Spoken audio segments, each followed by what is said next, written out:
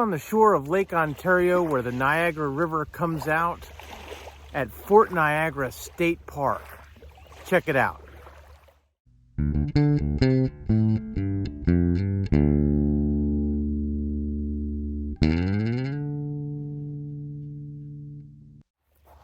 Hey guys, I'm Kevin with Kemp Outside, your inside source for all things outside. Today we're at Fort Niagara State Park. I'm super excited to be here, standing on the shore of Lake Ontario. This park is located right where the Niagara River comes out into Lake Ontario. So the Niagara River is where the Niagara Falls flows down into the river. The Niagara River splits the United States and Canada, separates New York from Canada. So we are right there in that northwestern corner of New York, and we're gonna go check out the fort today, but I can't believe how flat the lake is today. And I love the Great Lakes when they're like this. Just an awesome time to be out there. There's Canada geese rafting out there in the water. I can see some fishing boats in the distance. Way out there, I don't know if you can see it, but there's a lake freighter going downbound towards the eastern end of Lake Ontario. Just an amazing place. You're not allowed to swim here and you're not allowed to wade, but everywhere we go, if it has water, Barb has to put her feet in. So this is what happened. This one's cold and rocky, but good. Everywhere we go that has water, Barb has to put her feet in.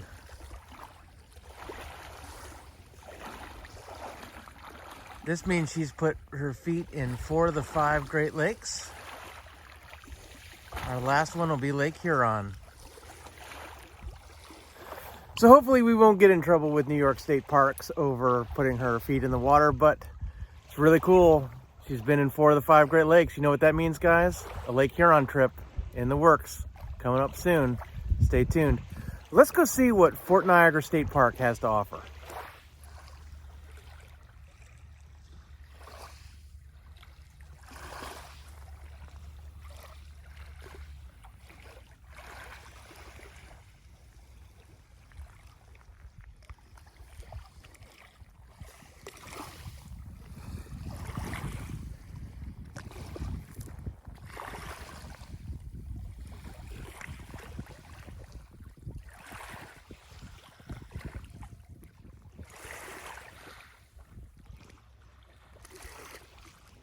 So here we are at Fort Niagara. This fort was involved in 3 wars: the French and Indian War, the American Revolution, and the War of 1812. Really, really cool. It was originally a French fort, then it became a British fort, then it was an American fort, then it was taken over by the British, then we got it back. Lots of history here. Let's check out a firing demonstration. Today, I am dressed as a French Marine. Those are the same guys that built the French castle over there in 1726. And all the stone in that building is original to 1726, which means in about 3 years, that building turns 300. That's older than George Washington, older than Independence Hall in Philadelphia, and that makes it the oldest still standing building on the Great Lakes. The more you know. Now, going on to my uniform real quick from head to toe, starting with this ridiculous looking hat that I'm wearing on top of my head. And I can never stress this enough, this hat is not called the pirate hat. All right? This is called the cocked hat. The reason being it's cocked up on 3 sides. And really the only thing that this hat does for me is on sunny days like today, it gives me a very interesting tan line from like here to here. Moving on to this heavy wool coat, they call it a justiciar. That's about 8 pounds of wool. Underneath that, I'm wearing another wool jacket. That's another 4 pounds of wool. And underneath that, I'm wearing a long sleeve shirt that goes from my neck all the way down to my knees. And the reason why the shirts are so long in the 18th century is because they don't have modern underwear like boxers, tighty-whities, briefs, etc. And they still have to cover up the giggly bits somehow. So in the 18th century, your shirt was your underwear. Now don't worry, today I am not being that historically accurate. You are welcome.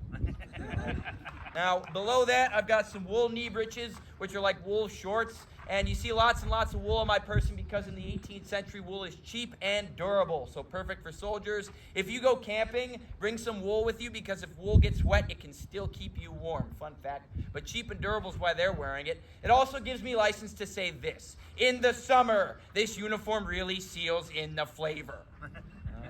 But one good thing about wool is it's not an insulator, it's a regulator. So it should keep you alive. It shouldn't keep you from overheating in the summer because it will breathe, in theory. All right, so moving on, I've got canvas gaiters on my legs. They just protect my legs from whatever I'm walking through. And the last thing before I get to the boomstick here is my shoes. Now, this is a pair of straight last leather buckled shoes. So when I say straight last, that means I didn't get a left shoe and a right shoe. I just got two straight shoes. They weren't really angled any specific way, and I had to wear them until they formed to my feet. They turned themselves into left and right.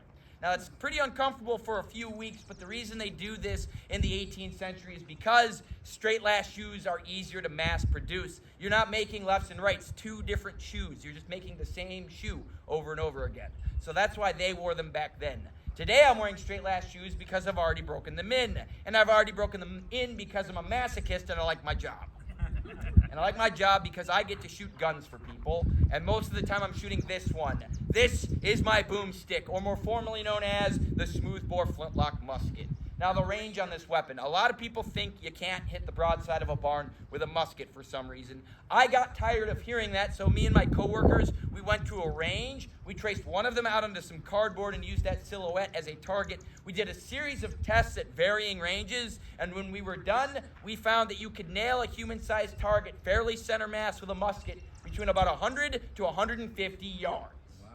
Now, I even hit one of my targets right in the neck at 200 yards. I was not aiming at that target. All right, but 100 to 150 yards is the range. And if you're a well-trained soldier, if you're really fast at your job, you can load this musket once every 15 seconds. That means if you're really good, you can shoot 4 bullets in 1 minute. So to make this effective, or better yet, to turn a musket into a machine gun, what they do is they grab a bunch of guys and they give them a bunch of muskets. Then they tell that bunch of guys with a bunch of muskets to line up in a big long line, shoulder to shoulder. We call this linear tactics. Should sound familiar. Then what you have to do is you have to tell that big long line of guys to shoot at the same exact thing at the same exact time. That way somebody will eventually hit something. All right, I'm exaggerating that a little bit, but really what they're doing here is if I line, let's say, 200 guys up in a big long line, and I tell all of them to shoot at the same exact thing at the same exact time. Theoretically, isn't that 200 rounds a second? It is, kind of like a machine gun. So what I'm telling you here is that these linear tactics aren't stupid, especially considering no one has a machine gun, and they're not lining up like this just to look fancy, even though they totally do. They're lining up like this because it's the most effective way to get this musket to work. What's going to happen here when I pull the trigger is, hopefully this piece right here called le chien, that means the dog, that's going to be thrown forward, and in the dog's mouth, if you will, is a piece of flint. So hopefully this piece of flint will collide with this steel frisson, and hopefully that will release some sparks. Hopefully those sparks will land on top of some black powder that will hopefully be in this pan here. Hopefully that will make a small explosion, and hopefully that small explosion will travel through a small touch hole and hopefully ignite more black powder inside the barrel here.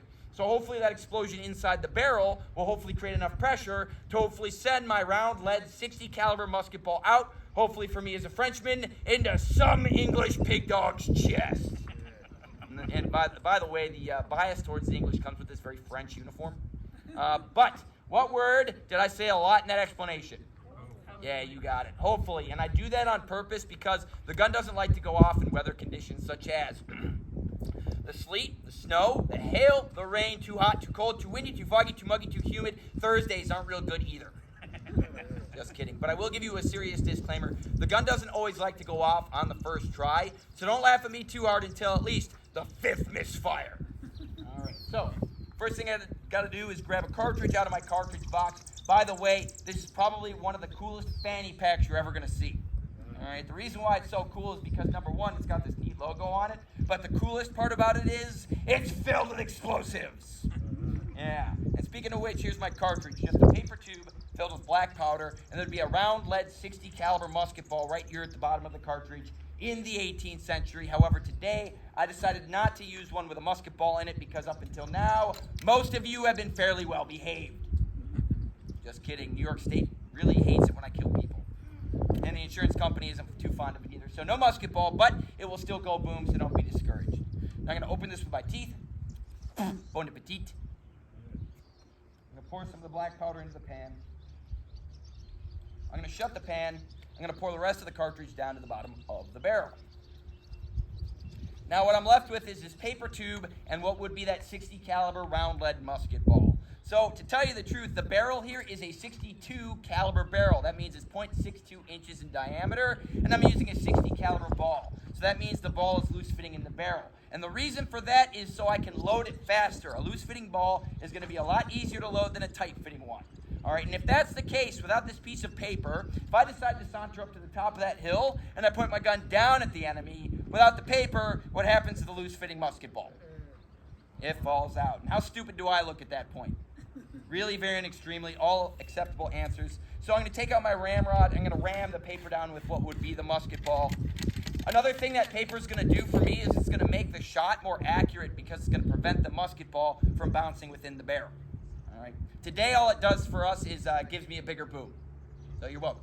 Hopefully, here goes. Try number one on the count of 3, 2, 1.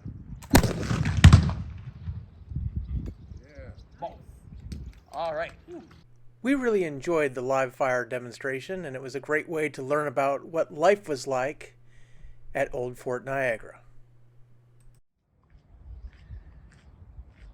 Here's a look at the interior of the fort.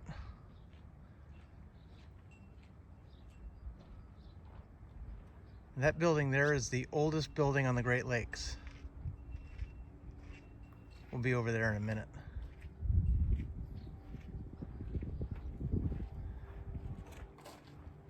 This building held all the gunpowder and has walls that are 4 feet thick.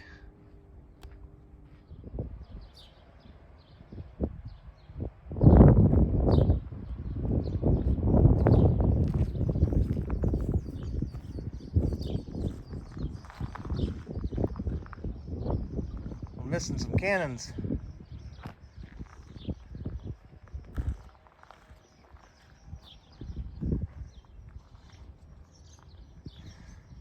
Couldn't imagine being stationed here.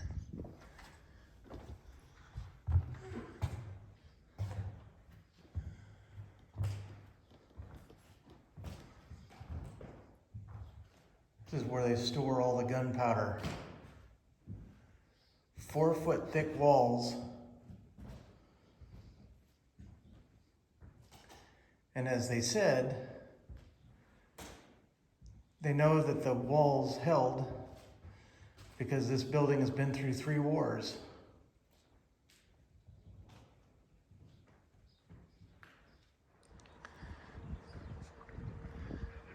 They used this to heat up iron cannonballs so that they were red hot. So when they shot the red hot cannonballs, they would explode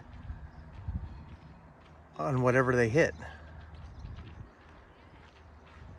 Gave the term hot shot.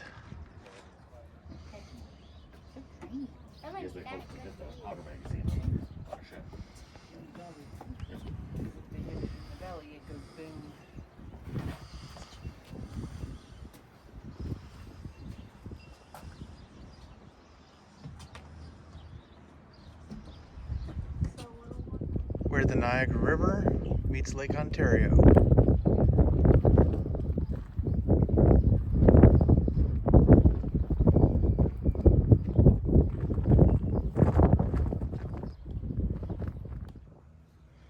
Here's the bakery. Our guide told us that this was the most popular place because the soldiers didn't have very good food.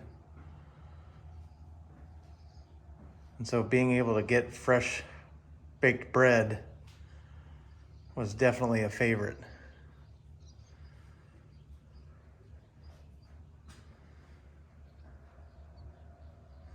Pretty cool. So this is the oldest building on the Great Lakes. It's the French House of Peace. It was the original fort built by the French. Let's go inside.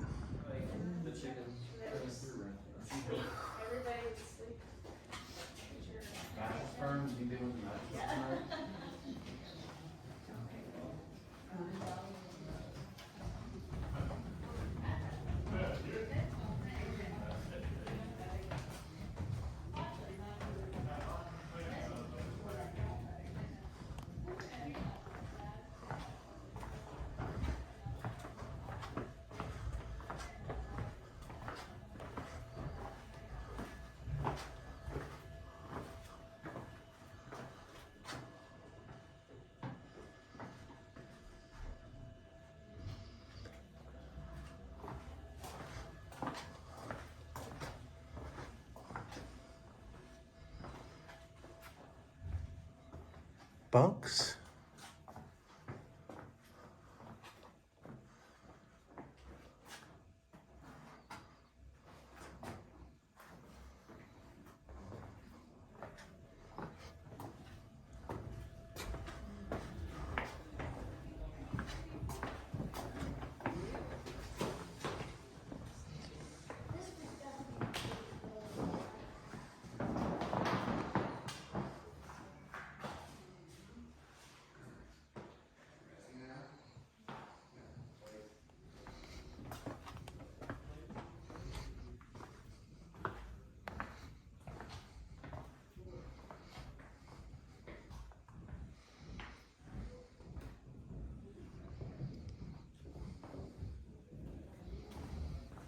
Trade in Niagara was not profitable, but maintaining strong influence and good relations with native allies was very important to French security of the region. For this reason, the king chose to subsidize the Niagara trade. As you look around the room,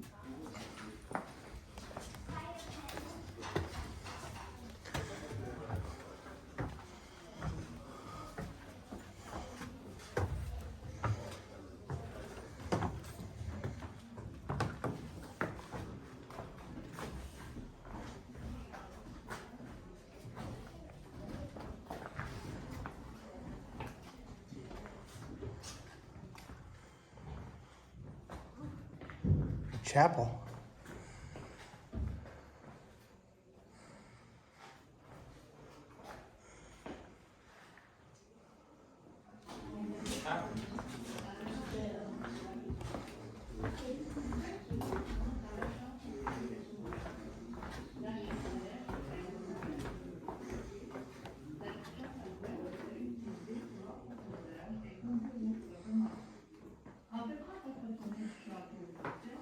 Remarquez la différence entre le quartier et la protection des officiers et ceux des simples soldats.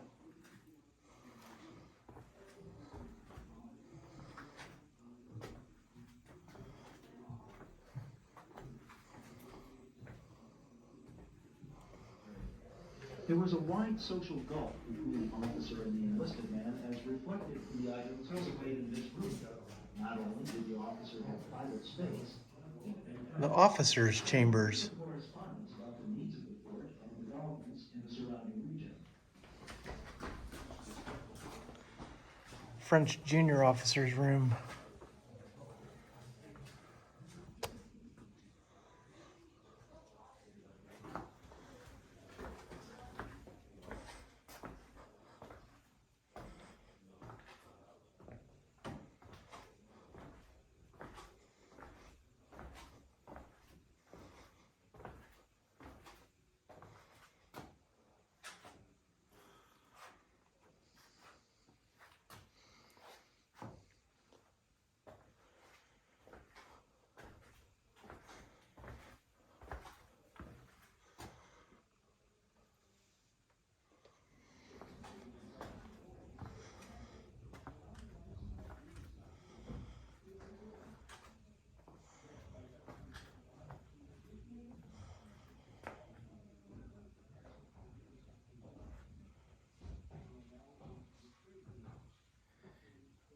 Enlisted quarters.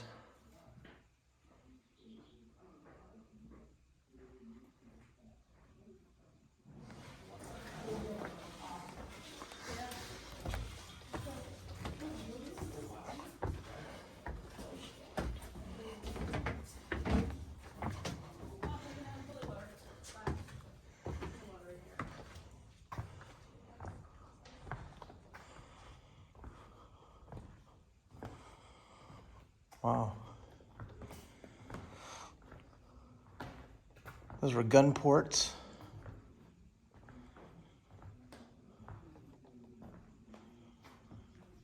Top floor of the House of Peace.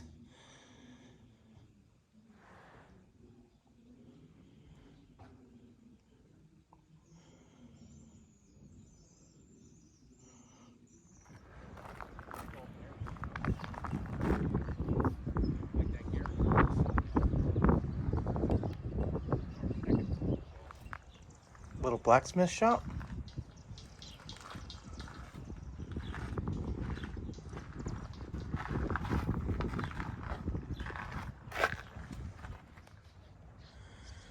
The North Redoubt, a fort within a fort.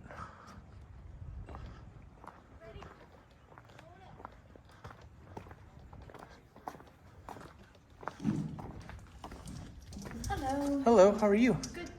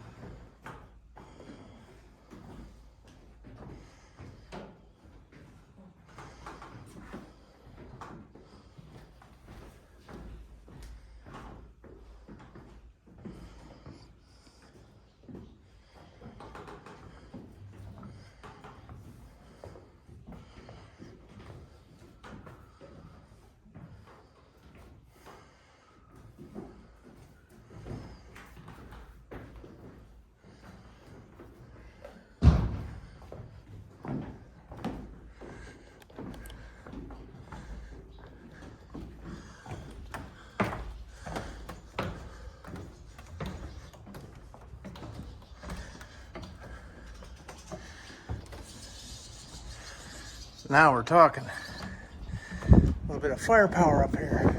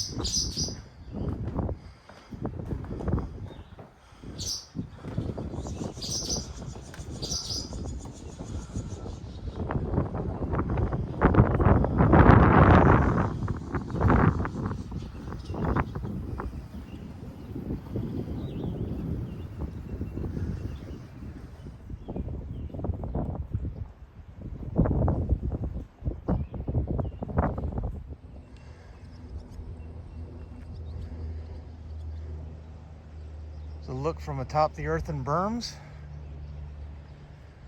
That's the direction the English would have attacked from during the French and Indian War.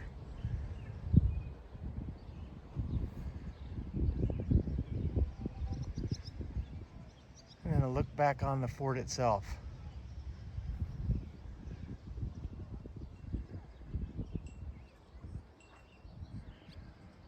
Pretty cool piece of history.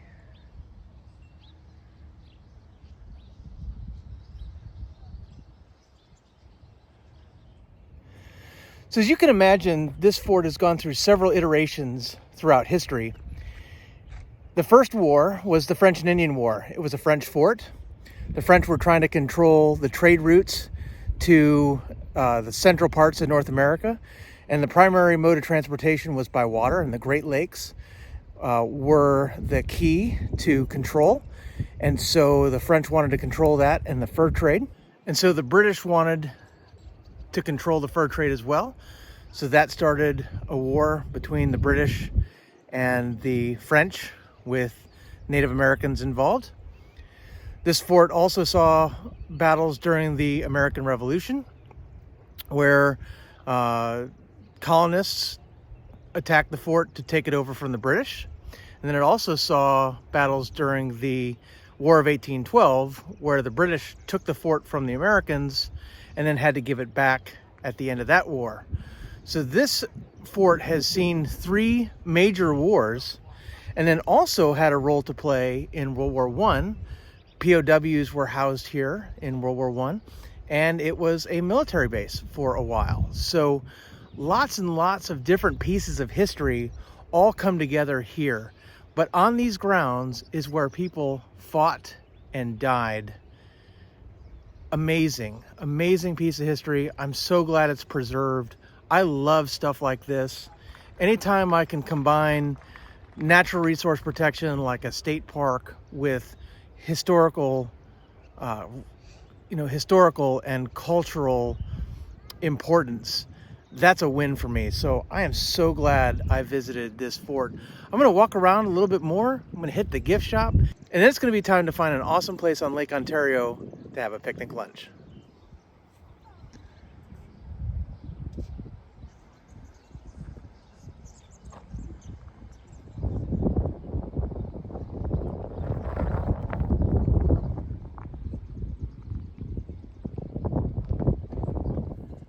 There's Barb up there, pulling guard duty. Cannon's standing watch. And then check this out. So there's a drawbridge on the way in here, and they have these winches and counterweights. So there's the winch, and each of those stones weighs about 150 pounds. And that's how they open the door, the drawbridge. Hasn't been opened in many years, they say. But check those out. That's awesome. Well, guys, that's it for Fort Niagara State Park. What an awesome place. What a beautiful spot on Lake Ontario. Beautiful spot on the Niagara River. And guys, just the history comes alive when you walk through a place like that. So, so cool. So if you are planning a trip to Niagara Falls, I definitely recommend you take a little bit extra time and come up and see Fort Niagara. Guys, Camp Outside exists to help moms and dads take their kids camping, hiking, fishing, learn about nature, and develop a conservation ethic. We want to help you get you and your kids outside. So if you have any questions about Fort Niagara State Park, Niagara Falls, camping in general, drop something in the comments below. We'd love to hear from you. Or you can hit us up on other social media. We're on Facebook, LinkedIn, Instagram, and Twitter, or our website at campoutside.com. Guys, if you liked the video, give me a thumbs up, hit that subscribe, and then hit that little bell icon that notifies you when we release new videos. We have more content coming out from our 2023 summer trip, so stay tuned. I'm Kevin with Camp Outside. We'll see you next time.